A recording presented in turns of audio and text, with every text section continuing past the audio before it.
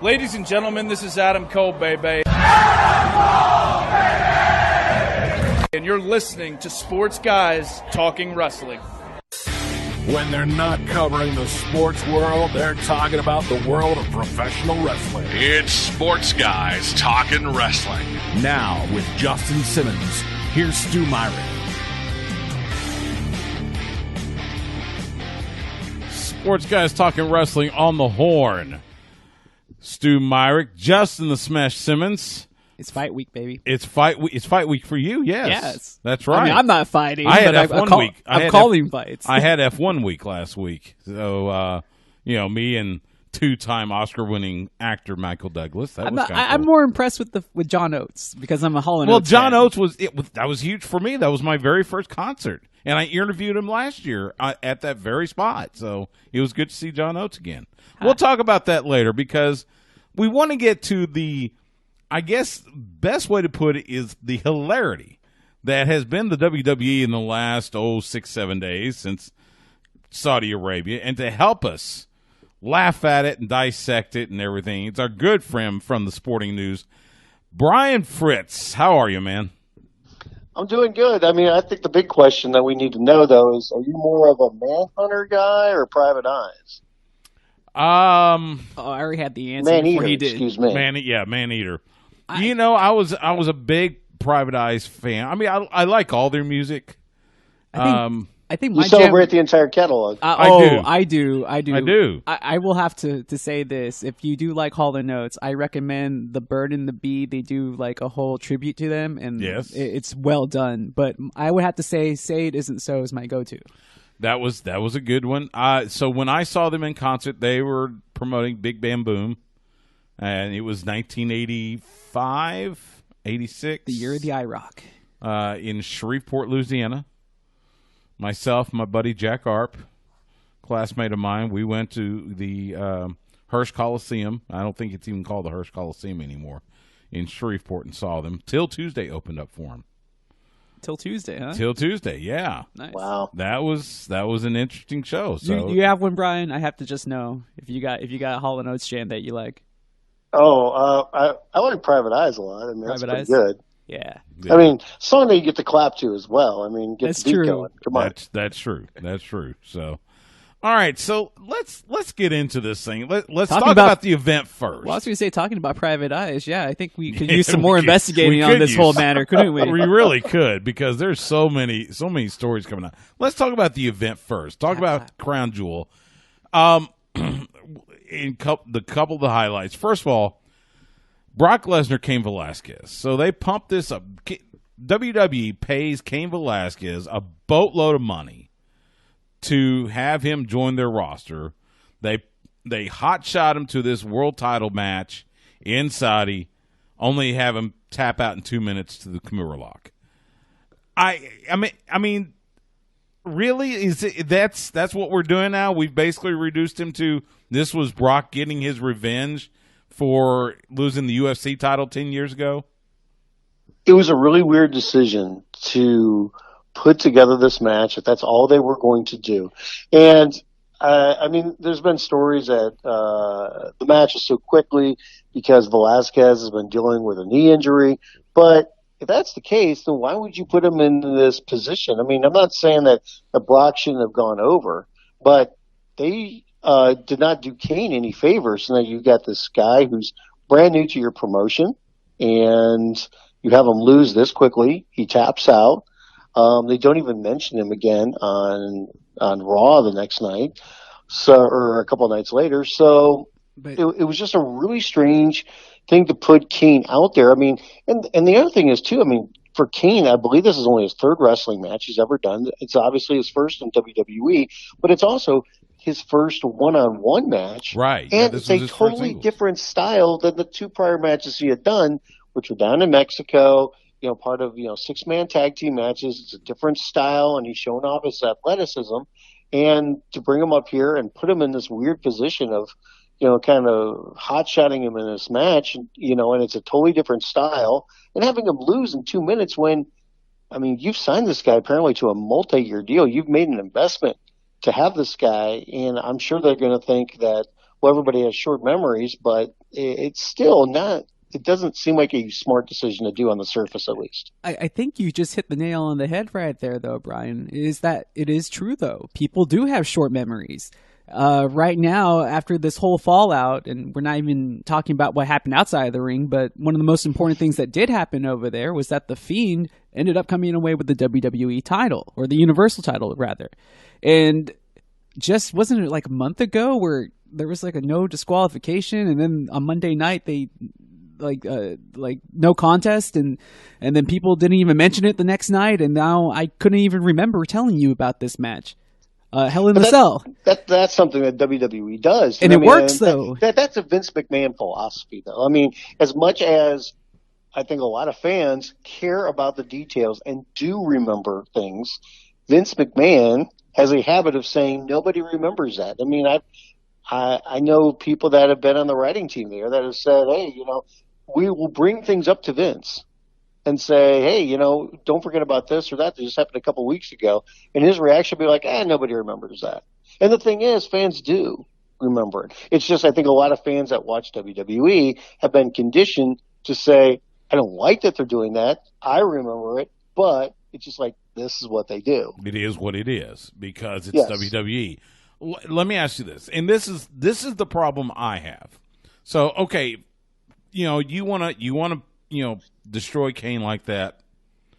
You're paying him the money, whatever. He's going to go have his knee surgery, hopefully come back. We'll see what happens. It should have been a WrestleMania match, but now you've got Bray Wyatt portraying a supernatural character, someone that has taken multiple chair shots, stomps, ladder shots, tables in Hell in a Cell, and he still got up and gave Seth the mandible claw. Then you turn around in Saudi Arabia, almost the same thing where he's again multiple chair shots. He must have hit like 43 stomps in that match, and then you finally have him. You have Seth throw him into this little kind of a blocked off area. It was blocked off by a bunch of travel cases. Why the travel cases were out there, I'll never know. You have the sparks flying and everything. All of a sudden, Bray Wyatt pops up, mandible claw, pins him. You've put the title on him. Now what? Who beats him? Well, that's the thing, because now it's like you need a baby face to kind of rise to the occasion, because I don't know exactly how you look at it when it comes to The Fiend. Like, a lot of people like him, but, they want to try to book him as a heel or like this supernatural heel. I think there's a couple of problems, that have gone on in that match. First and foremost is that not only like who is going to beat him, but also you mentioned, how many curb stomps he took. Just like, okay, so what's it going to take for somebody to beat him? And also, do I really care about the curb stomp anymore? I understand that it's Bray Wyatt, and it's supposed to be that he's special, in the way that he can withstand punishment. But then I'm watching, Seth Rollins wrestle on Monday night, and I'm sitting there going, okay, if he hits a stomp, like, should anybody really stay down for that? Because we've already seen this move get done over and over and over again to one guy, and the guy never gets pinned off of it. Well, and that's what WWE does. They destroy everybody's finishers to the point where it's not a finisher anymore. It's just a move, and if they pin him because of it, it's because of luck of the draw.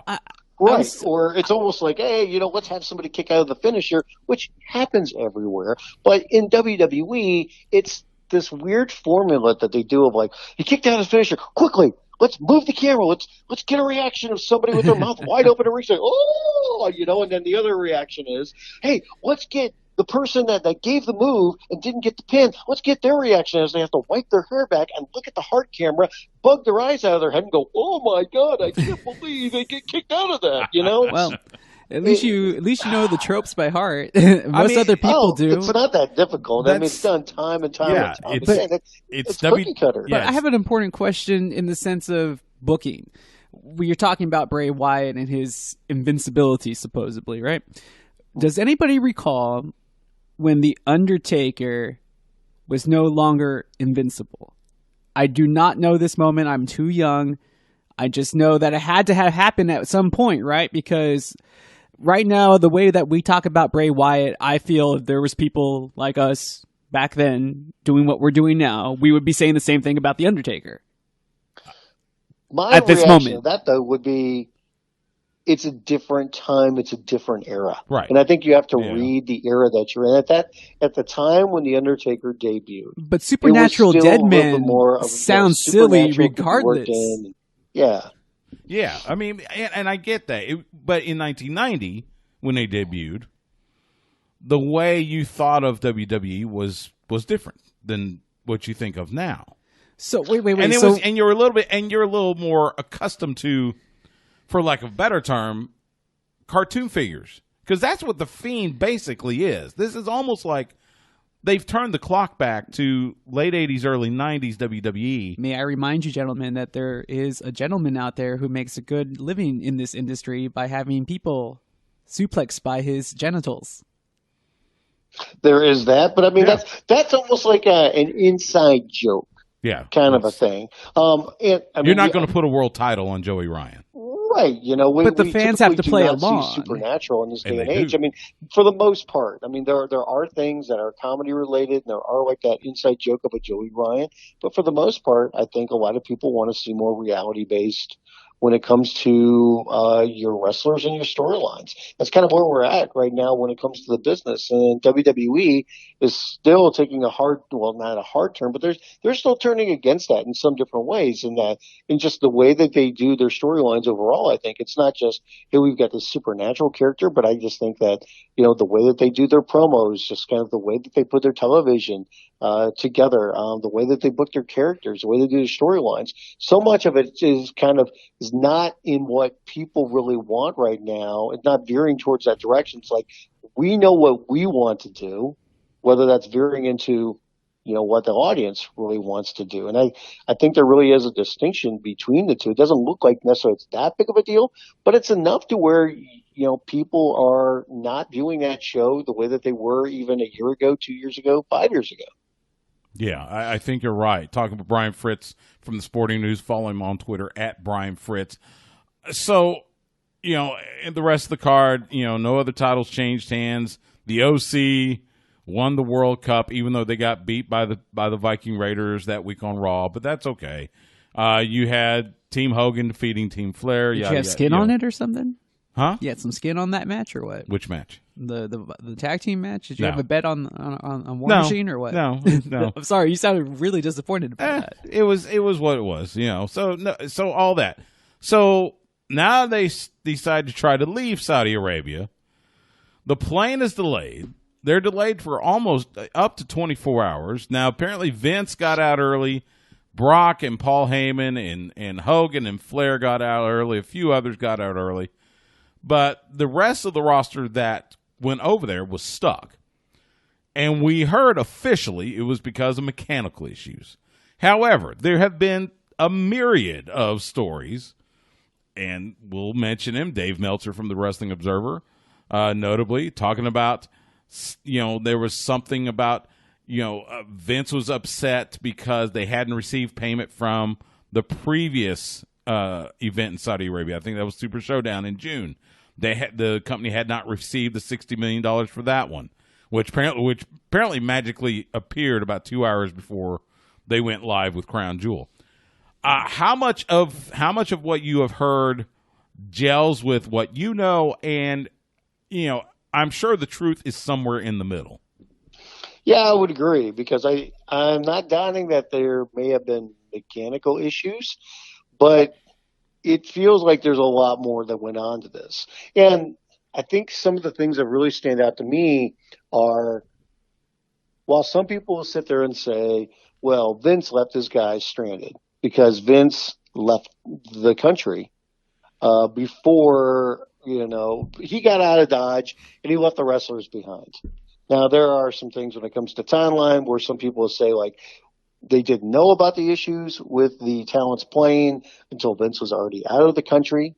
He had already left. So I don't know if that's the case. And I don't really believe that Vince would purposely leave his talent in a predicament like this, or not one that as serious as this potentially could have been. And we don't even really know how serious it was because, yeah, sure, maybe there was a mechanical issue, but it sure feels like something more was going on there.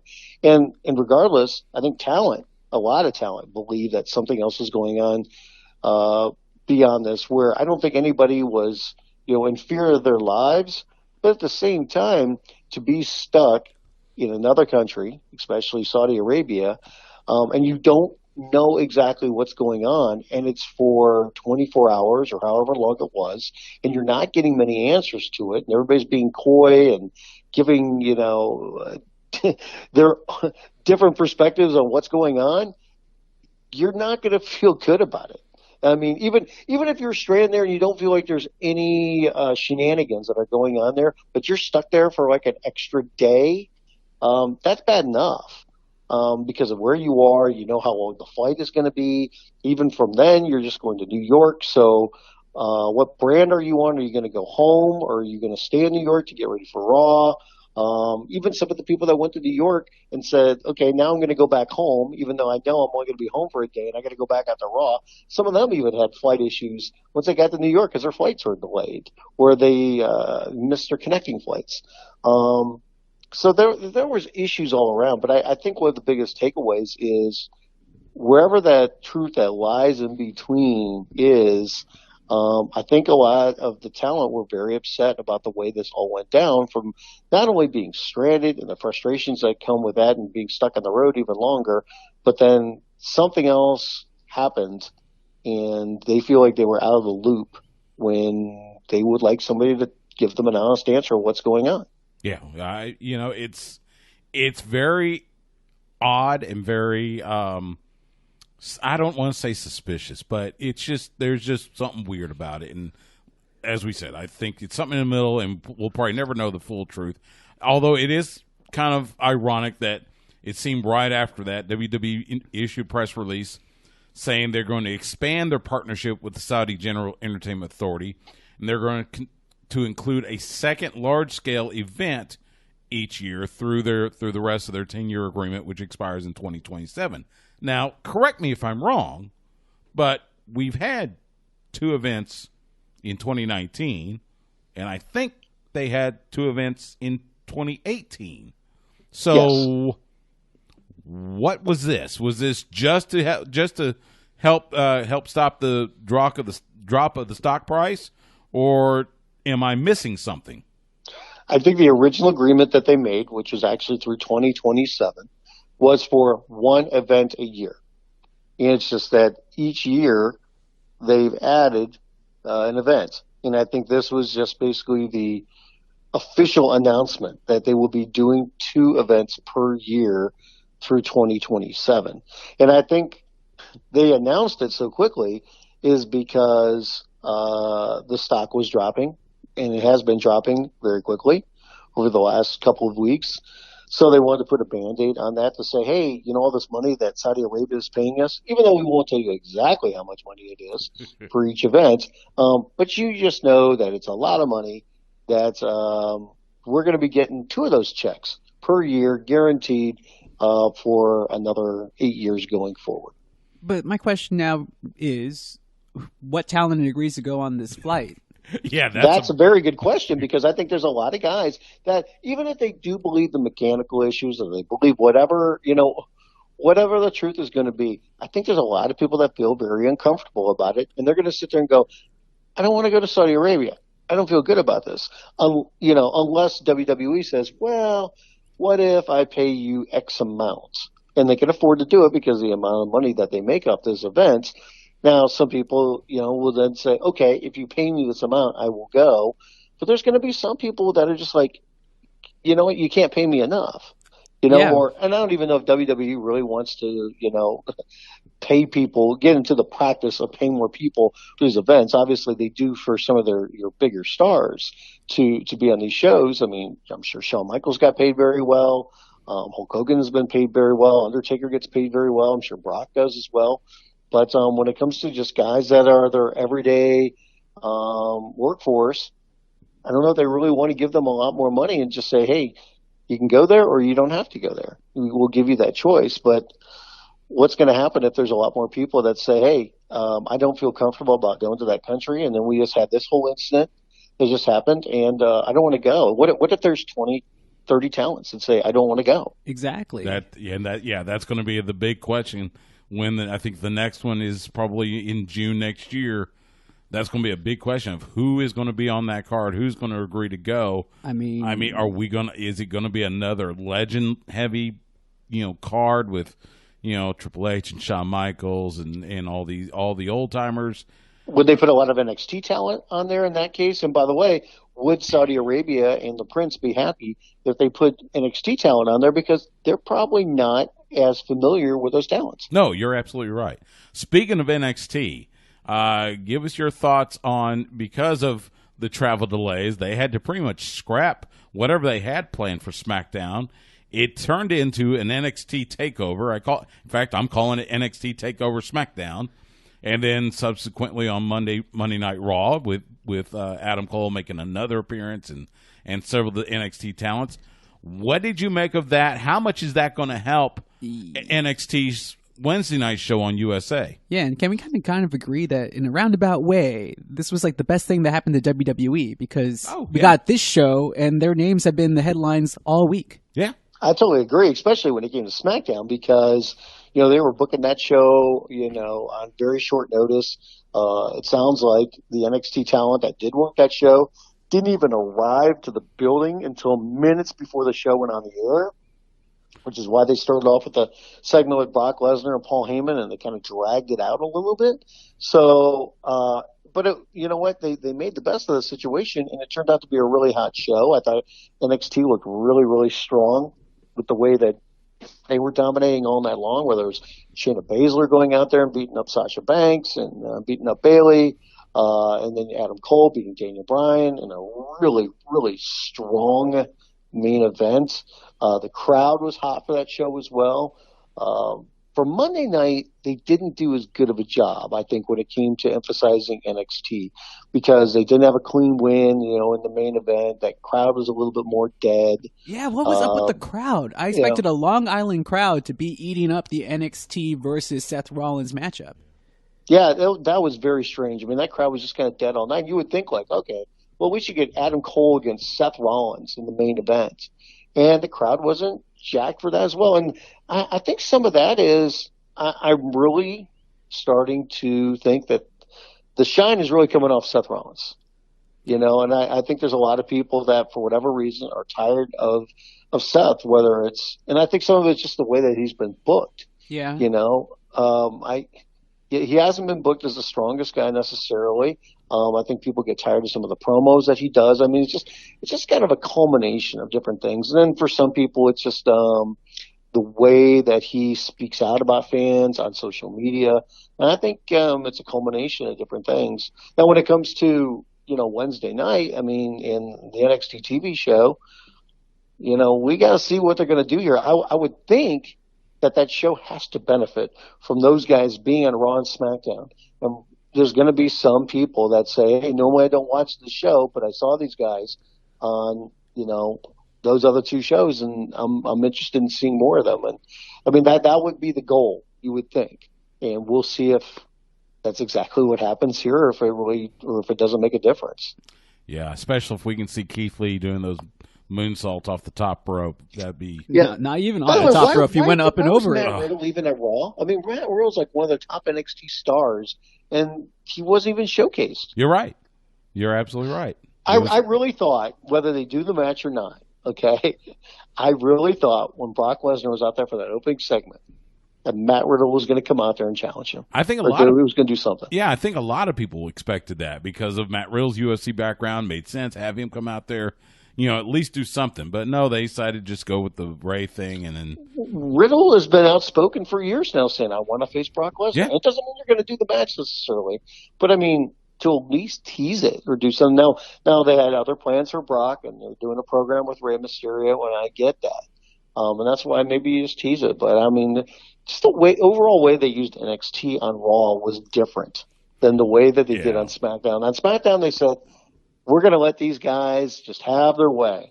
But you know what? I still wonder, even though that show's now on Fox and it's, got a bigger audience now because of that platform and everything, but it's like they still look at it in a lot of ways as Raw is the flagship. It's always going to be the most important brand. Well, and that's the way we saw with the booking, I thought. Well, if you're listening to the commentary, what's the new guy's name again now? Dio Madden? Oh, no. You're talking about Vic. Oh, Vic Joseph. Oh, yeah. Yeah, he even going said nuts that. talking about we're the flagship, we're the red brand. Yeah. He put a real You're emphasis on it last night. So when you brought that up, that was the first thing that came to mind. I'm like, oh, okay. So, yeah, you have Brock again. I guess you are the flagship. Yeah. Yeah, I guess Well, so. and that's the other thing, too. Like, I know that they're saying, like, oh, we got Brock over here, but, I mean, we got to see exactly what's going to happen with that from a standpoint of, does that mean Bray is definitely on SmackDown and that where that championship is going to be? Because, the Universal Championship was on Raw and the WWE Championship was on SmackDown. So are you swapping that? What are you doing with Brock? Are Fox executives going to be happy if you take Brock off their brand? I mean, there's so many different, masters that WWE has to serve. A lot of questions. We gotta see what develops. So tell you what we're going to do. We're going to take a quick time out. We're going to keep Brian on for the podcast only segment. We're going to do that next. So more from Brian Fritz from the Sporting News, talking WWE and some other stuff in wrestling. Coming up next on Sports Guys Talking Wrestling.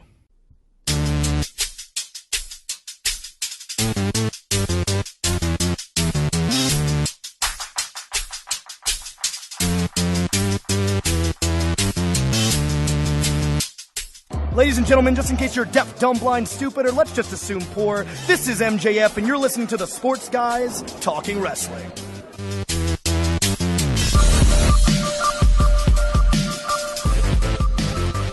Sports Guys Talking Wrestling, Stu, Myrick, Justin, the Smash Simmons podcast only. And we decided to keep Brian Fritz on. We had to end the first segment early because of, the whole commercial thing with the horn. We got to, got to help him make money, whatever. But there's just some more stuff we got to talk about, and Brian's so good at this.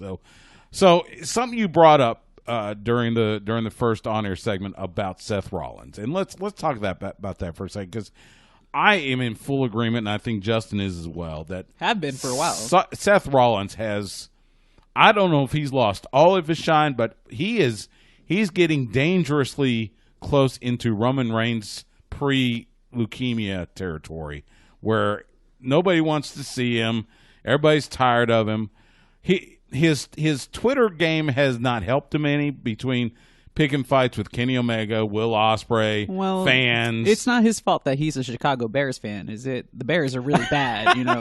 That's half on them. You're speaking with Chicago Bears. I was going to say that are they bad or not? They might be. That might be one. At least he likes football sometimes. Yeah. But it's been. I mean, he has not had a good 2 or 3 months, has he? No, he hasn't, and I do think it is comparable to Roman Reigns from the standpoint that, Seth is not the cool guy anymore. And a lot of that, it's not his fault from the standpoint of he's doing his job, and they're giving him promos to do, and they're putting him in these storylines, and putting him against the Fiend Bray Wyatt has not been easy from a standpoint of, people want to root for Bray because they like, when he brings to the table, it's something different. They like the funhouse segments and whatnot.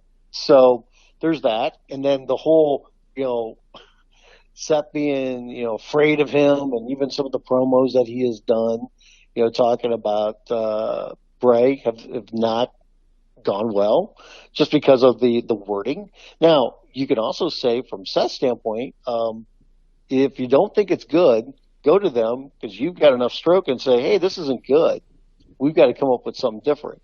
But there's also that mentality of, hey, if I'm going to be a leader, I've got to try to not complain, make the most out of these situations that I have, and this is what they want me to do, and I'm going to do it. So, and that's the way that Roman has always looked at things. And I think he rarely will shoot anything down, and tries to do exactly what they want. And there's pros and cons both ways from that.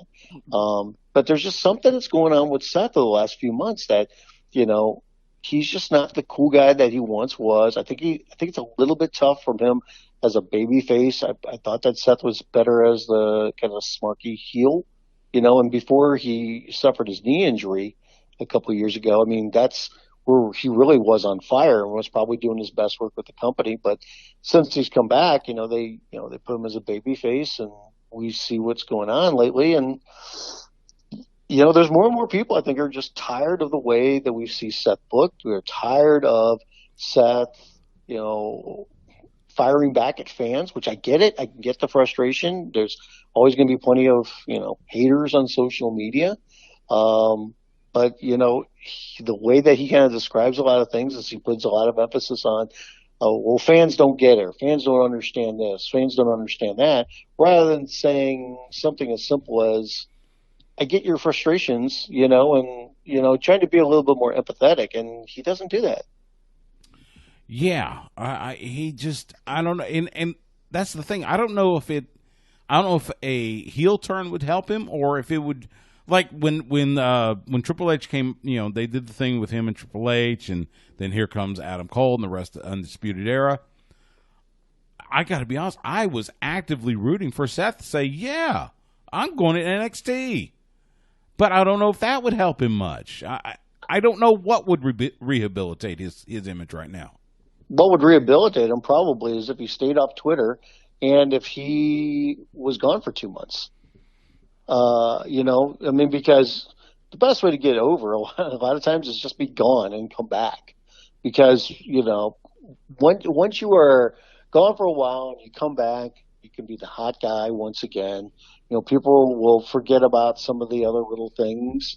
And if you're a big enough name and if they put you in a hot angle right off the get-go or in a good spot, then, you can once again be that hot act. But I mean, Seth's not taking any time off, and WWE doesn't want him taking time off. True, and that's also a lot of ifs, because we can look at Rusev, for example, who came back, crowd's loving it, and then he gets stuck in this horrible angle about Lana all over again. I've never heard the word cuckold so much in wrestling talk in my life. I'm sure we did, like 1998. I'm not sure I even knew what it meant in 1998. But yeah, I mean, you may be right. Maybe it's just have him take a 2-month vacation and stay off. Yes, he needs to stay off Twitter, for the love of God. And utilize WWE's whole "we don't recognize the competition" thing, because that has been disastrous for him. Between picking Twitter fights with Will Ospreay and then with Kenny Omega, it's like, come on, Seth. But wait, let me ask you. The way that I look at it too is, though, and I could be dead wrong about this, but I'm just looking at it from my perspective, is that I think that Seth looks at himself as a locker room leader, and he probably is, because of his tenure there, just his position, everything that goes into it. I know Roman definitely is one. I'm sure Seth very much looks at himself as one, and I'm sure other people in the locker room look at him as one of the leaders of that locker room as well. But because of that, I think he feels it's part of his responsibility in making sure he's a locker room leader is standing up for that locker room. And when people are complaining about WWE and the booking and storylines and different things like that, I think Seth, like I said, I could be dead wrong about this, but from my perspective, I think Seth looks at that and says, well, I need to speak out because I'm a locker room leader. And because I'm going to stand up for everybody. And I don't know if that's necessary, because I think there's going to be some other people that probably share in that frustrations. I'm sure there's plenty of other times as well where people are like, what is everybody, griping about? People got to chill out a little bit more. And you're trying to do your best work out there. So I'm sure it's very frustrating when you see a lot of backlash on social media and people are saying, I don't like WWE, I don't like the segment, I don't know what they're doing. And you're sitting going, wait, I don't think it's that bad because I'm working my butt off here and people are complaining about it. So I get that, but I think sometimes, social media is what it is. And I think you just have to let people, get their frustrations out to some extent, whether that's right or wrong. But you're in a no-win situation a lot of ways when you do that. And I think it's come back to bite Seth a little bit. And this is coming from me where, I mean, I'm about as big of a Seth Rollins fan as you will find. And I've always been a big advocate of Seth and enjoyed his work. And, I thought for a couple of years, especially before like that knee injury, that he was, one of, if not the best all-around talent for that company when it comes to what he can do in the ring and promos and everything. And to see this happen, it's a little befuddling with what they've done with Seth. And it's frustrating for everybody. I think it's frustrating for him, and I think it's frustrating for viewers. Yeah, I'm frustrated for him because even after the injury, and I know that he mentioned it on Twitter and people gave him a big backlash on the fact that he said that he felt that he is, if not one of, if the best in the world at what he does. I think he can easily lay claim to that because of the work schedule the WWE has, how his in-ring style differs. I know it's not the strong style, but he's also working more dates with a very high-risk style as it is. The guy jumps out of the ring like 3 times each match. And then I'm with you, Brian. I don't understand. I can get it if you don't like the guy, but what he brought in the ring, even last night, I mean, suplex. Or I'm sorry, well, what is it? Off the top rope suplex into the Falcon Arrow. I mean, amazing spot, great maneuvers, and the crowd was dead silent, dead. I couldn't believe it. I was like, what else does the guy have to give you? Yeah, that crowd was pretty dead, most of the night. But yeah, I'm with you there. I mean, the guy goes out there and he busts his hump, and that whole mentality of where he goes out there and says, "Hey, I'm the best in the world. Why don't you come here and do what I do?" Now, I will look at this, okay? He is a professional athlete. And as we all know, whether you agree or not, with what professional athletes say when they're saying things about themselves, part of a reason why a professional athlete is as good as they are, no matter the sport, is because they have an ego. It's because they are driven, okay? So I give guys a little bit of leeway about that because what's he supposed to say? Like, I don't think I'm the best in the world, or, hey, I think they're a better promotion over there. It's like the same guy. Like, I always love the reporter that goes up to somebody and go, "Hey, so next week you got a big game. Who do you think's going to win?" What are they supposed to say? "Oh, I think they're going to win because we're not that good." Right. Like, of course they're going to say, "Well, we're going to win." Everybody acts like that's bulletin board material. I'm like, no, it's not. It's somebody having confidence in themselves, and that's part of the game. I mean, there is a line, I think, when it comes to having an ego and, being cocky and everything about it. But, Seth is going to make his comments and he's going to stand by it. And if somebody wants to, take shots at him about it, I think he can live with that. But it's the other things that when it comes to, the overall company where, yeah, he wants to defend him because he works there. But there's some things where maybe it needs to lay low about a little bit because, like I said, it's kind of a no-win situation. It really is. It really is. And you're right. Look, any professional athlete believes they're the best. That you want to hear that from them. That's, that's part of their makeup.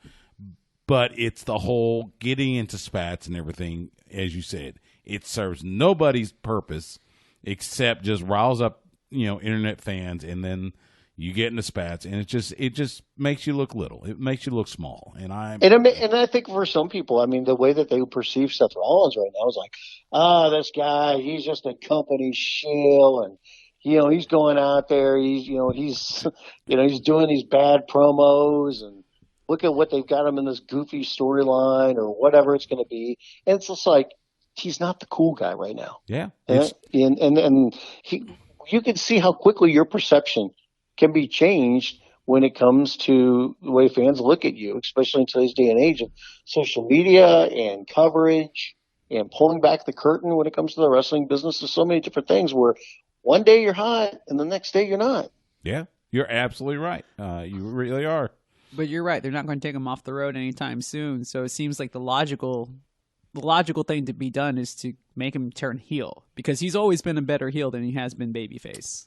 But I think if you're going to turn him heel, and I agree with that, it can't be just a reactionary thing. It needs to be something that is played out in storyline fashion where it makes sense. And I think there's definitely a way to do that right now, especially with them losing the championship and everything.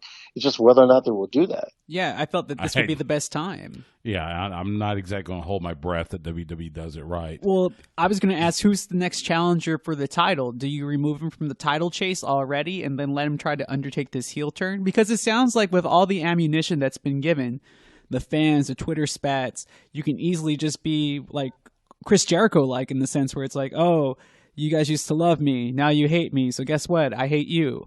And that will be his heel turn. It'll be as simple as that. It could be. I mean, a lot of times the simplest ones are the ones that work the best. Yeah. It's working. It's natural. That's what Bailey's doing right now. So. Natural things always go the best. Absolutely. Let's talk about that for a second, because we talked on there about so Bray Wyatt, the current Universal Champion, Brock Lesnar, WWE Champion. We know Rey Mysterio is going to face Brock at Survivor Series. We pretty much figure out Brock's probably going to keep the title because they're not going to just rip it off of him so soon. So who's next for Brock Lesnar? And I assume this would be probably Royal Rumble. I don't know. I mean, are they going to go? It depends on what brand he's going to be on. I mean, first and foremost, is he going to be Raw or is he going to go back to SmackDown?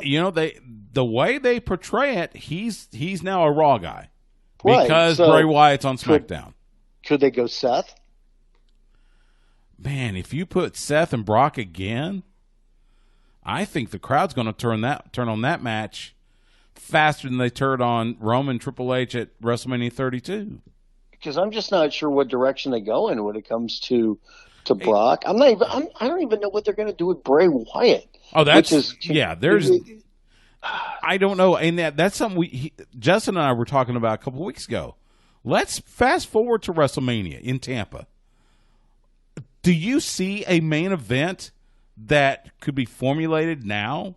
Do you, from what we are seeing right now on both brands, do you see a main event that would be worthy of being the main event at WrestleMania?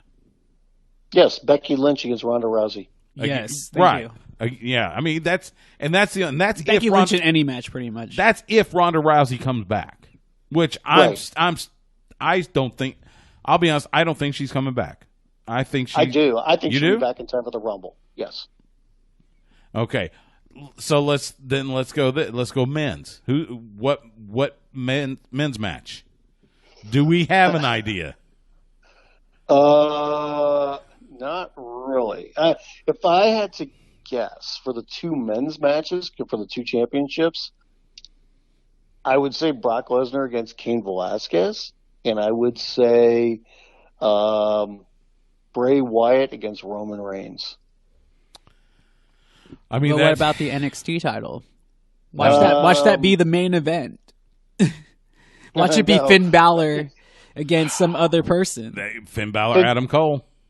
All right, or Finn Balor against Matt Riddle. I think by then. Possibly. Yeah, right. I mean, well, here's the thing too. I mean, we're going to see this as well coming up here with Survivor Series, because the night before Survivor Series, we're getting a takeover.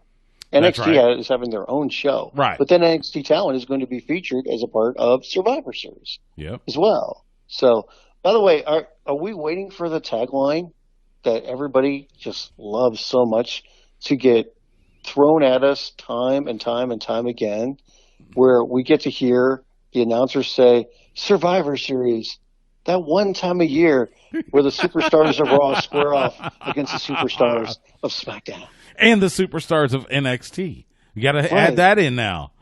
But okay, so remind me, when did this phenomenon of SmackDown is just Raw versus SmackDown?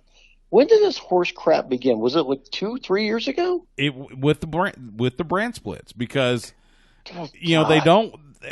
they can't figure out anything else to do with Survivor Series, but they understand it's one of their big four, so they're going to keep booking it, and they just decided that for 1 month a year, we're going to throw all of our storylines out the window for the sake of brand loyalty. Even though none of these don't people care about their brand. Guys switch brands left and right, whether they get drafted somewhere, they get traded somewhere, or they just show up for no freaking apparent reason because they put some crap rule in there for a wild card, which they're not doing right now. But, I mean, why can't we just, nobody cares about the brand loyalty. And trust me, talent standing out there for a match wearing a freaking red Raw shirt or a blue SmackDown shirt looks stupid. Yes. Okay?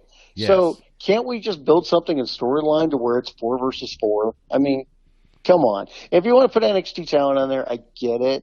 But I'm curious what this is going to be for NXT going forward, in that I assume, and we've seen a little bit of this already, but we're going to see NXT talent on the Royal Rumble, maybe a little bit more than we've seen in the past. True. But where do they fit in when it comes to WrestleMania if they're doing a takeover the night before, which they flat out are doing a takeover the night before WrestleMania. It's already been announced. Right. Isn't that War Games?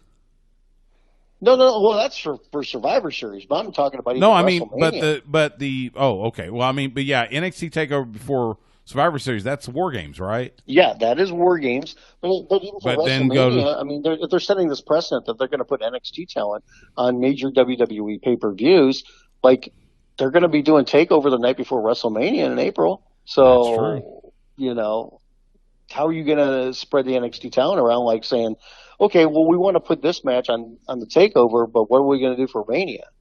They're going to be juggling a couple of things there, I think. But yeah, for Survivor Series, though, we're definitely seeing NXT talent up and down Survivor Series. But the night before, they're doing War Games. They're doing a takeover. I mean, we could see Cole defending his championship against somebody. We're going to see that War Games match with the women. So it's going to be an interesting kind of a balancing act that they're going to do here with the NXT talent, which I kind of look at and say, don't oversaturate them, because guess what? They're the one thing that WWE has right now where people are not saying, I don't like this. People still like NXT a lot, but if you start cramming it down everybody's throat a lot, it's going to kill that loyalty. Oh yeah, it'll kill the brand. Forget Wednesday nights. They'll send everybody watching Dynamite. So, let me get your thoughts on AEW so far, 5 weeks in. I think it's been really good. I mean, you can see them kind of settling in to a rhythm a little bit now, where they're building up for their pay-per-views. They've never really hot-shotted anything. Obviously, the first couple of weeks they wanted to put some major matches on there.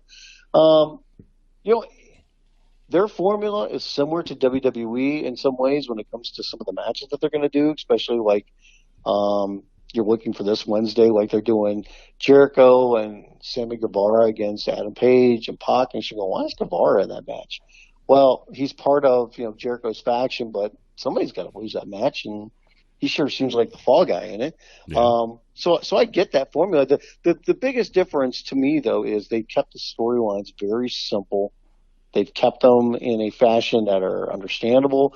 They care about details. They're trying to have synergy from week to week, or continuity. So from that standpoint, I love it. Yeah.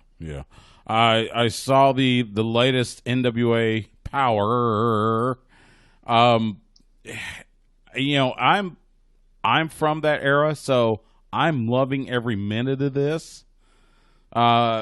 What's your I dig it. What's your take? What's your take on Billy Corgan bringing studio wrestling to YouTube? It's so much different from everything else, and it is such a throwback that, I mean, you're not going to get like the best wrestling matches, but for what it's supposed to be, it all works. And I think, Nick Aldis has really, shown how big of a star he is, like, in this format. I mean, Nick is, when it comes to playing the role as a champion, speaking, everything he's done from that standpoint, I think Nick has really upped his game and really shown his value.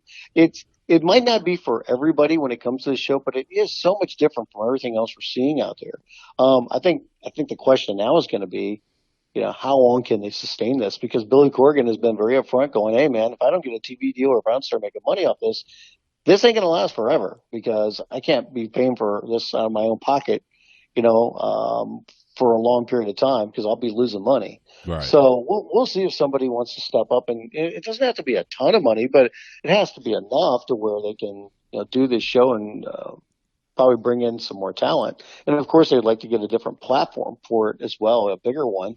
So that's a big question mark. But I mean, for being something totally different and outside the box and finding an audience of people that, are of your age and my age and grew up watching that and have some nostalgia, it's worked. I agree. It has worked. And I hope that they can find a platform where this can be widely seen because of, and you're right, we're not seeing, the wrestling is so different because it is it's old school. It's a lot of ground base. You don't see a lot of, off the top rope stuff. You don't see the successive, topes or whatever, but it's just good, fundamental, simple wrestling storytelling, good guy versus bad guy. But let me ask you this, though, because I think, Justin, you're younger than Stu and I. Yeah. Do you watch the NWA show and do you like it? Yeah, I really do. I like it a lot. The one, I still have the same caveat where I would really like them to use entrance music. I understand what they're going for. But other than that, I think it's a fantastic product, especially for what they fit into an hour. Like you get your squash, you're going to have a feud match, and then usually have a title on the line at the very end. And it works out pretty well. And it looks like they have a really nice roster of up-and-coming talent. A lot of old guys like Trevor Murdoch. I didn't even know that he was still wrestling. That was amazing to see him back in the ring and still doing his thing. And he still looked good. So it's been fun. It's like I don't know who's going to show up next, but I have to admit the promos have been great. I think. I mean, just to see everybody kind of like unleashed, with their promos and just kind of the simple storylines of why they're feuding with somebody, why they have a problem with somebody, and what they want to do about it. Well, Eli Drake has been phenomenal on the mic. I really underrated him. He's really good. He really makes you tune into that show. But I was going to say, I agree with you. Aldis, I mean, my God, he has just transformed himself into this miraculous champion. Like, he is the face of the NWA. I couldn't imagine another person holding that belt right now. He's fantastic in that role. And I might be a little biased just because he's one of our hometown guys, but Ricky Starks has really shown himself to be a star on that show. I mean, Justin and I are lucky enough we get to see him every couple months at Inspire Pro here in Austin. Hell, he lives right down the road from me. But to get to see what he can do on that platform, I mean, that's the Ricky Starks we know, but now everybody else is realizing what a talent he is. So we're just thrilled for him. So finally, Ring of Honor. I mean, it's, there was a time when Ring of Honor probably could have been considered number 2, number 3 promotion in the U.S., depending on what week, Impact Wrestling was, doing, whatever. Now, everything I see from them, outside of this announcement about them being, they're going to starting this Friday. They're going to be on the Fox Sports regional sports networks that Sinclair bought. But that just seems like a last-ditch effort to make Ring of Honor relative. And I hate saying that because they've got some good talent, but it just seems like the way they've booked that show and they just have not recovered from losing the Elite and those guys. And it just seems to be circling the drain. It does. And I guess the thing that I would look at for Ring of Honor is like, there's so much good wrestling that's out there. How does Ring of Honor stand out when, that's always been their forte, but we see plenty of great wrestling all over the place. I mean, you can see great wrestling matches in AEW, or you see it in New Japan. You see it in, over in the UK. You see it from WWE from time to time, maybe probably on their pay-per-views, maybe not necessarily on TV sometimes, but they give it to us on SmackDown. Yeah, the NXT takeovers. I mean, those become, can't miss shows because of the level of wrestling on those. So, where does Ring of Honor stand out when it comes to all this? I mean, look at what they do on TV. There's been nothing that stands out on their TV shows. I think they've done a very poor job for the last year or so when it comes to TV, building up to their pay-per-views and making them feel like must-see events. Hell, like even this week, I mean, there was a clip going around, online where, they're doing like a joke match. Cole Cabana and Ian Riccaboni, who's the play-by-play guy. It was Ian's doing moves and Todd whatnot. Sinclair was hitting the ring, and hell, I think they were trying to Todd get hit a leapfrog, and Ian hit a top rope elbow. I think they were trying to cleanly. They wanted to get Gary Jester on in the ring. Right, but that match is on the go-home episode of their TV going to their next pay-per-view. Yeah. Like, what is going on here? I mean, we saw some pictures recently of a show that they did. I don't know why they were doing a show on a Sunday, but it looked like there was less than 100 people there. Yeah. Well, they canceled the 2 shows here in Texas. Right. I mean, the cool factor is gone from Ring of Honor right now. They really need an influx of different talent. There's a stink on them all over the place. We saw Joey Mercury, who was with the company, go off. Yeah, I was just about Greg Joland, who's basically is the number 2 guy there with Ring of Honor. He's their GM, and just talking about how incompetent this guy is at his job, and nobody likes him. And there's been vibes about that going on for a while, but to see somebody, say what you will about Joey, because he was pretty, off tilt there, going on a rant on Twitter. But, I mean, he left the company, quit because he was frustrated with Greg and different things that were going on there. And I think he was frustrated with some other stuff as well that's going on there when it comes to booking and his role being on there. But one of his main reasons why he left the company is because he didn't like or respect Greg. And it sure sounds like a lot of people feel the same way. They just haven't been as vocal about it. But we know that he has at least one advocate, and that's Joe Koff, and that's the owner of the company. Yeah, I mean he's the man. So as long as Joe's happy, it's gonna go. The other thing with them is it really does seem they at one time had working relationships with New Japan, CMLL, NWA, I think one other. It seems like all those are gone. You haven't heard word one about anything, any type of booking anybody with any of those. We know the NWA thing, they decided to go on their own, but looks like the CMLL thing is over. The New Japan thing, New Japan's doing their own stuff. They're coming to the U.S. They're coming here. Yeah. They're invading. They are running shows in the same buildings that Ring of Honor's run shows in. Yeah. I mean, it just seems like those relationships are gone, and if those are gone, you're right. Ring of Honor, there's nothing to distinguish them. I mean, that was part of what made Ring of Honor cool, was the fact they had the agreement and they could work with New Japan and CMLL. I don't know about you all, but I get like those mad AWA vibes from Ring of Honor right now. A little bit. I mean, look at it. I mean, the whole WWE roster is basically the diamond period of ROH, just like it was back in the 1980s when they took all of AWA stars. And I don't even know what talent they could bring in, because I'm not saying that they have to turn over their entire roster, but they need some fresh talent, and they obviously need some new hot storylines. I mean, but where's the talent going to come from? And what's up with their dojos? I thought they had these dojos in place to find talent. I saw a guy like Ricky Starks. He was in those dojo matches, wasn't he? They had like that ROH online or the Future of Honor, Future of Honor. And I don't even know who won that. And if that person did win it, is he even featured on ROH? I don't know.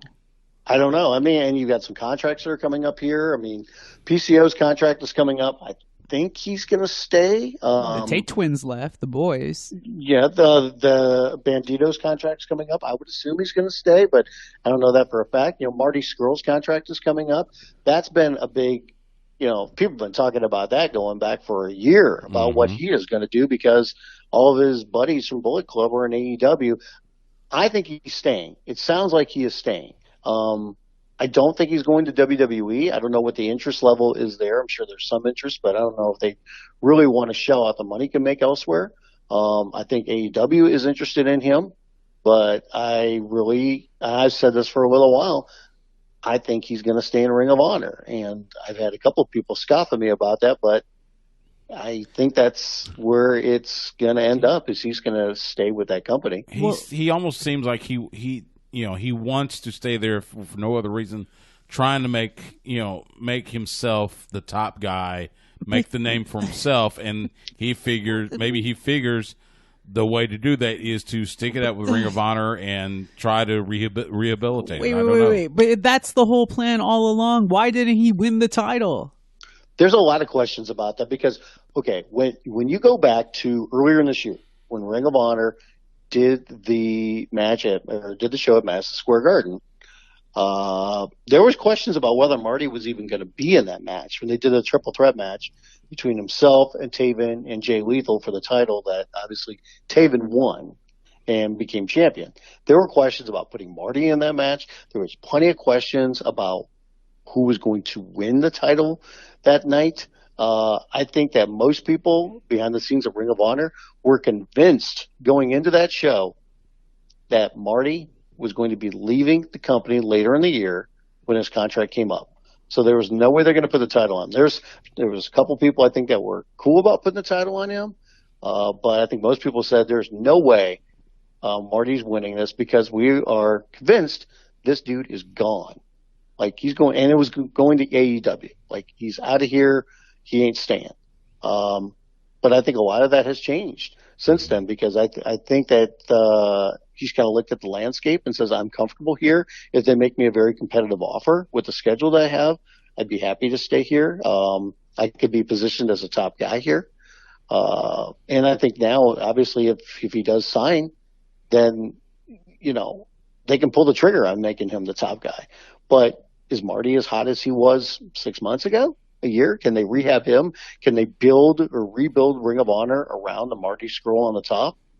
I think we're about to find out. Yeah, we have to find out. I mean, because I don't think he's any worse off than anybody else on the roster. But then it's just poor management at that juncture because it's like a playoff team going into the playoff hunt. It's like, yeah, okay, so that guy might only be on your team for the playoff race, but does he give you the best chance to survive? To go on to win? Yeah, so you take a chance. You take the flyer.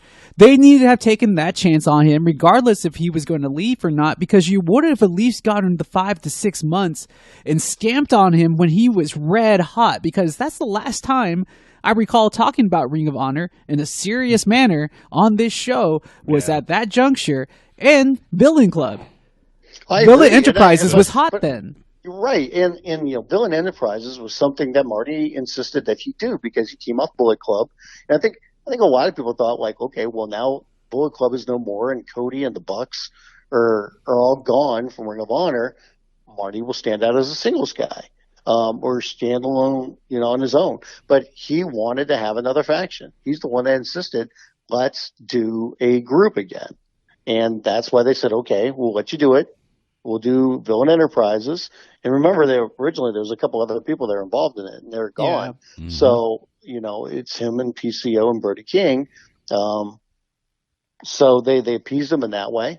And I do agree that, like, hey, if he's hot, and you're at that MSG show, put the title on him. And if you don't think he's going to stick around, then you could take the title off of him later, and it would mean something for somebody to beat him for the title. Exactly. But they just didn't feel that way. They just felt like, hey, do we really want to make this guy the champion at our biggest show of the year when he has no loyalty to us? He's not going to be sticking around. In the meantime, Matt Taven is a guy that's gone above and beyond. He's busting his hump. He's a polarizing person when it comes to our fan base, but he's been here for a while, and he is working hard. So let's give him, the title. Now, here's the thing with that, though. We all know you can work hard, and it's great that you are doing that.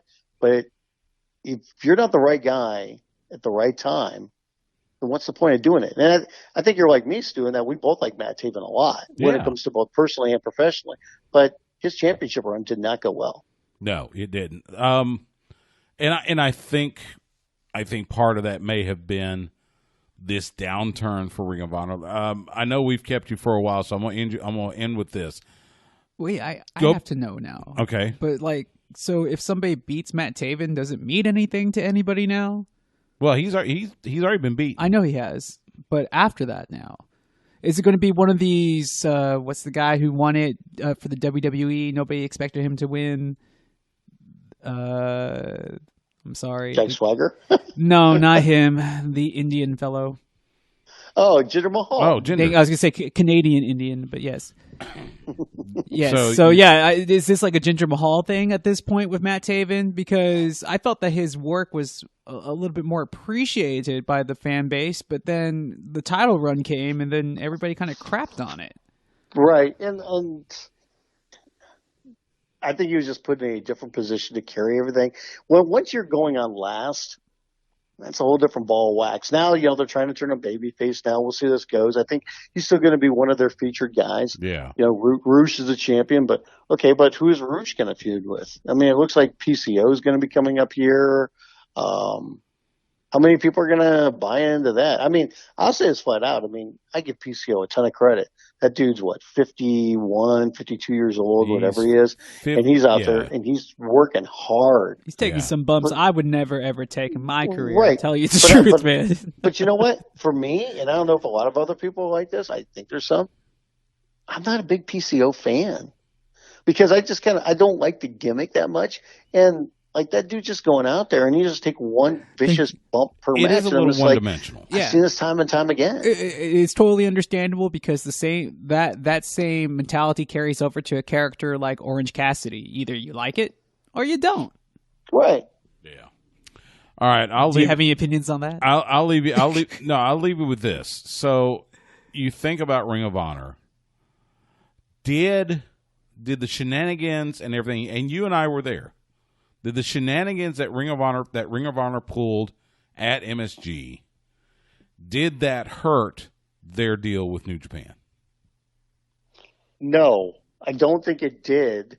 I think what hurt their deal with – I think New Japan looked at that Madison Square Garden show and said, hey, when it's all said and done, what's everybody talking about? They're talking about how great we looked and how pedestrian Ring of Honor looked. And I think they've always been looking to expand into the United States more. And they said, hey, we're coming off this hot MSG show where people are talking about us and how great we did. So let's go forward and do some shows, on our own in the United States and not just ones out in the West Coast. Let's do some on the East Coast and we can do them in Ring of Honor buildings and just kind of slowly but surely pulled away from Ring of Honor. I mean, they're still kind of partners with them, but it's a very loose partnership at this point, and they just kind of used them as a way to springboard their own platform and their growth in the United States. And I think this has been their plan all along. It's not like they're doing huge shows here, but that's what they wanted to do. I mean, hey, Ring of Honor. I'm sorry, but man, they. I get it that they wanted to work with New Japan, and I think it's been a very good partnership with them. But look at what's happened with that company over the last year. They basically got used by the guys who, had Ring of Honor, helped them do All In, which springboarded AEW, and then they're like, wait, what? You guys are doing your own promotion? I'm like, yeah, dude, they just freaking used you. Uh-huh. Ring of Honor did all the production for that show and everything. And it's just like, bye-bye. Our contracts are up in there in December. See ya. Oh, we're starting our own promotion. It's going to be bigger and better than yours. Bye-bye. And then, New Japan, what have they done lately? Hey, man, this has been a great partnership. No, we don't want to do a joint show. Guess what? We're going to run our own show with our own talent in a building that you typically run in. So what's going on here with Ring of Honor? Yeah. Just seems like they're being left in the dust. So well, yeah, but that has to come from the back room, and it seems like somebody that's supposed to take care of contracts and shake all the hands and kiss all the babies has some bad breath or something. Ring of Honor now. That comes down to two people. Then that comes down to Greg Jolan, the general manager, and it comes down to the owner of the company, Joe Koff. Yeah, you're right. All right, Brian Fritz. You can follow him on Twitter at Brian Fritz. Read his stuff at sportingnews.com. Brian, as always, thanks so much, my friend. All the best to you. Sounds like you and I are going to be together in Miami, so we will at least have to chop it up some there and share a drink or a meal or something. So I'll let you buy me a drink in Miami, no problem. Sounds good. All right, my friend. Thanks so much. Thanks, guys. So a whole lot more good stuff from Brian Fritz. Yeah, I'm glad that he was able to stick around. Yeah, glad he was able to do the podcast only segment with us. So, and again, follow him at Brian Fritz, sportingnews.com. He's as knowledgeable as any of them, and he's level headed. He won't steer you wrong. And he kind of sounds like Tony Schiavone. A little bit. Yeah, so he has a little bit of Schiavone on him. A little bit. When we come back from this timeout, AEW has a pay-per-view this weekend. We'll get into Full Gear next on Sports Guys Talking Wrestling on the Horn.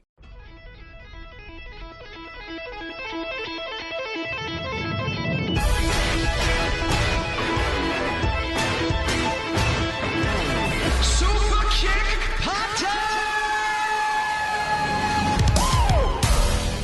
This is Matt and Nick Jackson, the Young Bucks, and you're listening to Sports Guys Talking Wrestling. One sweet me. Break it down.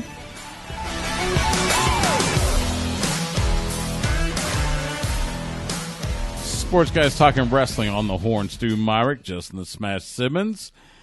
Young Bucks are going to be busy this week because AEW, besides having Dynamite, which, if you're listening to us on the Horn, is happening right now or may have just wrapped up from Charlotte, North Carolina. But they're then going to head to Baltimore for AEW Full Gear this Saturday. The pre-show starts at 7 p.m. Eastern, 6 p.m. Central. Main card at 8 p.m. Eastern, 7 p.m. Central. Get it on pay-per-view and Bleacher Report Live here in the U.S. And if you're listening to us from beyond the U.S., I think Fight.tv's got it internationally. ITV box office in the UK and Ireland, so check it out on that. The card so far, and again, we have to, there may have been matches added tonight, but Chris Jericho defending the AEW World Championship against the American Nightmare Cody Rhodes. I don't think they're going to take the title off of Jericho. I would think they're going to keep it on him. They have done a lot for this match. Last week on Dynamite, they broke Dustin's arm. Yeah, I saw that. The cast. Yeah, he's. But something tells me they're going to keep the title on him because they're going to ride this Inner Circle thing. Well, he has a little the bit faction, longer. exactly. Yeah, he's got the Inner Circle, so I think he's going to stay world champion for a little bit longer. It's kind of like. Is it funny that I already think that AEW has ethos and they've only been around for like 6 shows, but it seems, and we kind of talked about with Brian earlier in the show, that AEW cares about continuity. Well, you're right. They do. So they want this faction to mean something. It would seem that Jericho should have a nice long run, and the team members within that faction, his stablemates, should also see success. Yeah, as they continue going forward. Yeah, I think you're right.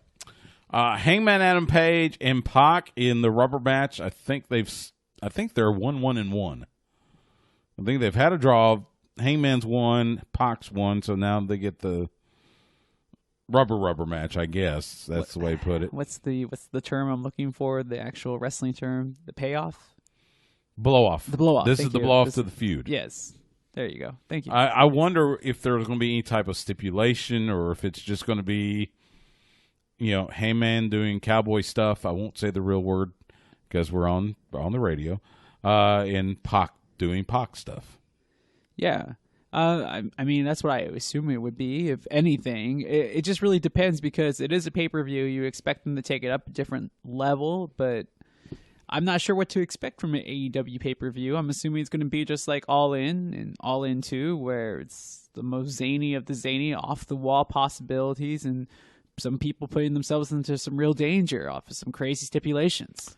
Yeah, and again, we don't know the rest of the card. We've got we've got 5 matches so far. One of those will be on the buy-in.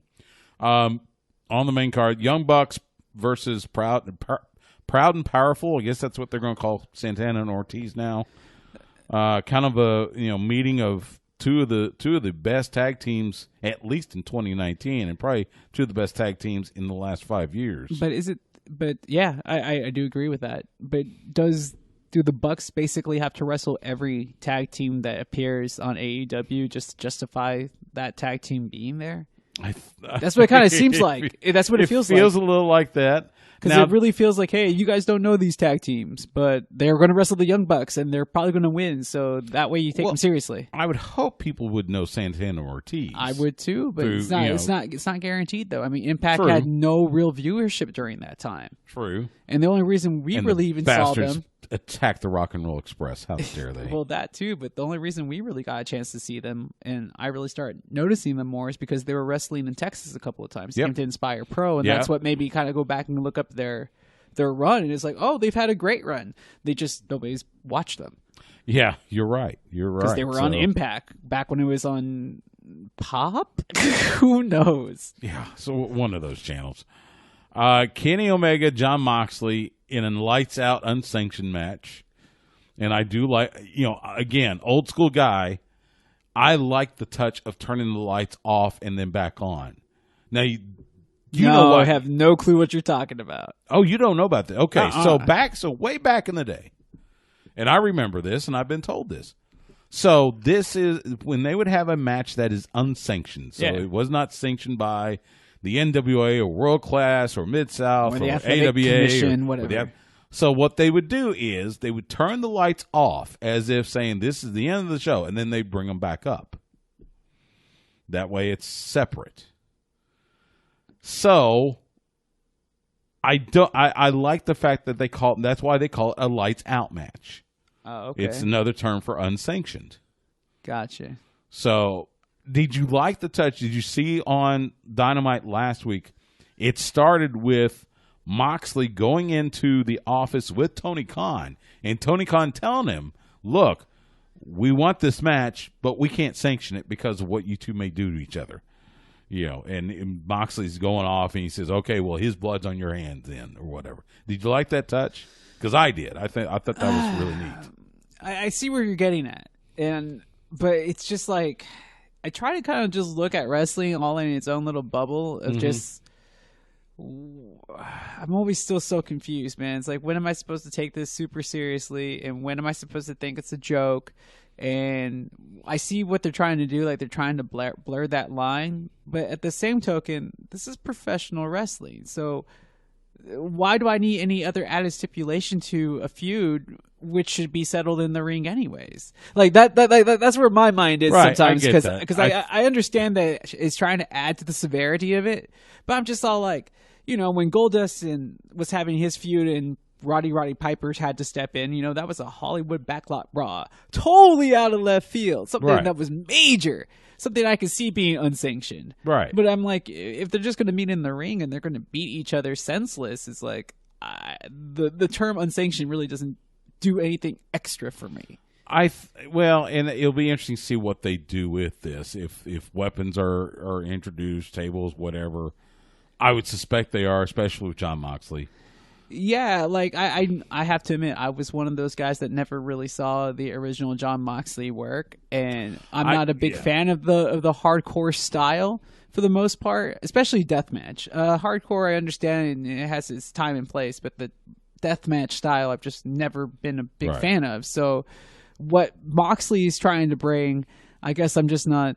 I'm not the audience for it, essentially. Right. I get it. But I mean, I love the fact that they work hard, and they're trying new things, and that they're a true competitor to what the WWE brings, and it's brought a lot of new fans to the genre, and it's brought back a lot of old fans that got tired of the WWE go around. Yeah. I mean, we'll see what happens, but it'll be interesting. It'll be interesting to see how these two clash. We've seen a couple of times, but it'll be interesting to see how it clashes this time with the whole unsanctioned stipulation. That's AEW Full Gear this Saturday, 8 p.m. Eastern, 7 p.m. Central for the main card pre-show. The buy-in is 1 hour earlier. Buy-in will include Britt Baker and B. Priestley in a match. You can see that on pay-per-view and Bleacher Report live here in the U.S. If you're outside the U.S., Fight.tv, or in UK and Ireland, ITV box office. Before we get out of this segment, huge congratulations to the Latin heartthrob Gino. Made his debut this past Saturday on MLW Super Fight pay-per-view, defeated Airwolf. Oh, you mean Gino Hernandez? No, not Gino. No, the Latin heartthrob Gino. Isn't that the last name they gave him? No. What's his last name on the show? I forget his last name. That's why I was like, I think they gave him Hernandez as his last name. No, they didn't honestly. call him Hernandez. I hope they didn't. I don't think they did. And also to the new MLW World Tag Team Champions, Ross and Marshall Von Erich, defeating your boy MJF and Richard Holiday from the Dynasty. Ross and Marshall, Tag Team Champions, just like Kevin and Kerry back in the day. I forgot. They call him El Intocable, which means the untouchable. That's right. And he's Gino Medina now. Medina. That's There his you last go. name. Yeah, that's right. Anyway, congratulations, Ross and Marshall. Couldn't be prouder of you. When we come back from this timeout, we'll let you know what's happening in independent wrestling around the area. You're listening to Sports Guys Talking Wrestling, and you're listening to The Horn, where Austin talks wrestling. 5,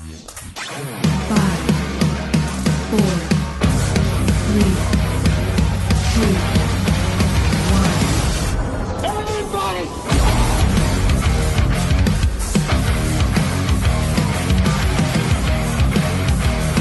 This is the American Psycho Lance Hoyt, and you are listening to the Sports Guys Talking Wrestling.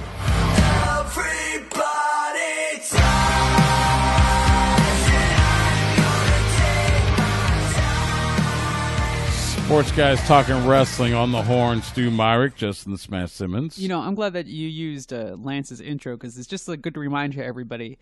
Don't ever really give up because remember, that guy had back surgery not too long ago, Yes. and we were kind of questioning like how his career was going to fare after the breakup of his tag team. Right. And now he's the U.S. champion in New Japan. He is the IWGP United States Heavyweight Champion. He will be defending that title. I believe it's Saturday in San Jose against David Finlay when NJPW hits the West Coast this weekend. Yeah, so how exciting for him, man, that he's got to have like Man, this it could renaissance in his career, especially now that he's a little bit, up in the age bracket now. He's getting closer to that 40, I believe. Are you calling him old? Not calling him old to his face, Lance, that's that for was sure. Justin. That was Justin. Just so you know, that was Justin, not me. I would never call you old because I'm older than you anyway. Yeah. Yeah, so we're happy for Lance. So, catch that. I think that show is on is going to be live on NJPWWorld.com. So, our good friend Kevin Kelly and his crew will be handling commentary duties for that. So, meanwhile, back here in Texas, we got some independent wrestling happening around here. We got to let you know all about that. We will start Friday night in San Antonio. Cactus League Wrestling, outfit out of Arizona. They're going to come to San Antonio with Battle of the Alamo Friday at the Southside Expo Hall in San Antonio. Bell time 7:30 p.m. The Lucha Brothers will be there. Killer Cross will be there. And the IWGP United States Heavyweight Champion, Lance Hoyt, will be there. So catch Cactus League Wrestling this Friday in San Antonio. Now, that's a stacked show. That is a stacked show. Reality of Wrestling presents the Rise to Wrestling Royalty this Saturday at Booker T's World Gym Arena in Texas City.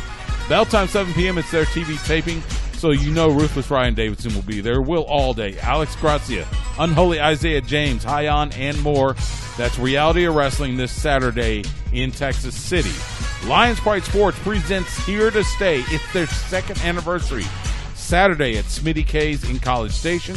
Bell time is 8 p.m. Houston Carson will come out of retirement. No way. To face his cousin Cade. This is awesome. Plus, Tim Storm, Godzilla Jack Dane, 2 former NWA World Heavyweight Champions will be there. Barrett Brown, Mike Dell, and Nobi Bryant, plus more. That's Lions Pride Sports this Saturday in College Station. And then Sword Championship Wrestling presents the Gotti Effect Saturday at Dallas Elks Lodge. Bell time 7:30 p.m. Dean Fleming, Lou Gotti, Starrett, Mr. B, and more. That is Sword Championship Wrestling this Saturday in Dallas. And that's a look to independent wrestling around the area. Make sure you go see one of those shows. I think I may be heading to College Station to see the Texas Lion come out of retirement. Yeah, I would love to. Not to mention see our good friends and the former NWA World Champions, Tim Storm and Jax Dane. Well, and I know he's not the world champion, but former NWA title holder in Barrett Brown.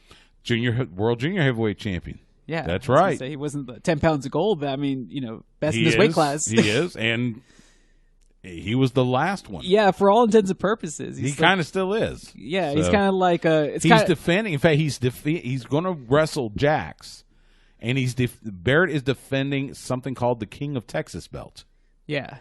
So should be interesting. Yeah, we'll see how that goes. But I'm happy for Carson. I know it was his birthday just a couple of days ago, so I know he got some new ring equipment. So happy belated birthday to the Texas Lion. That second anniversary show should have a different look to it. It should. It should.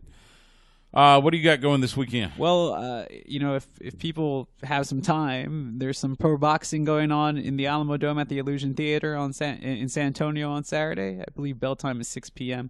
But I'll be working those fights.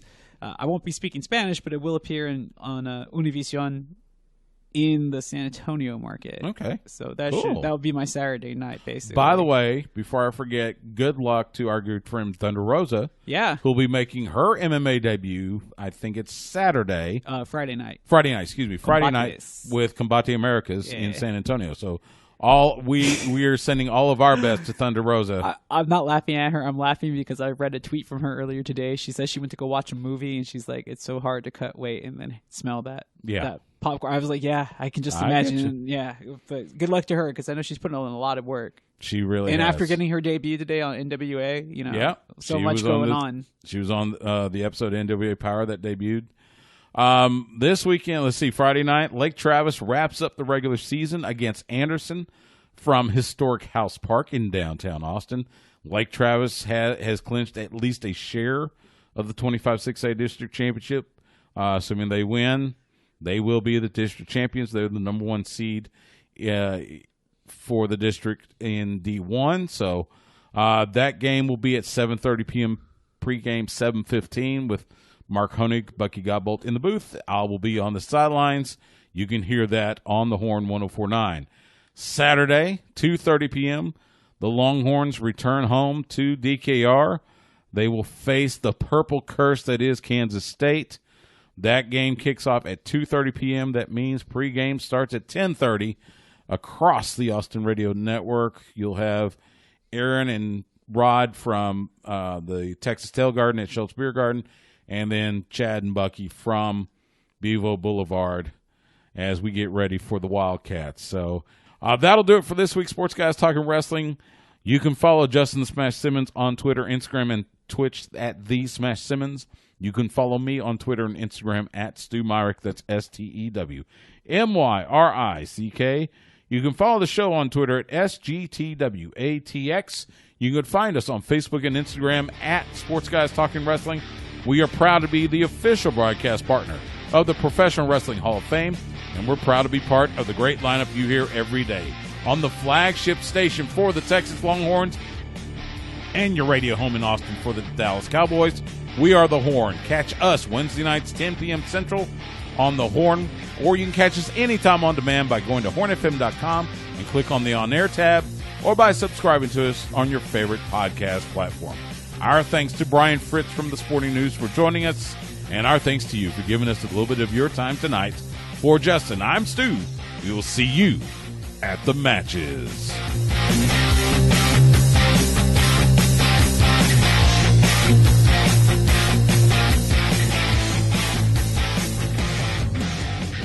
Goodbye and good night.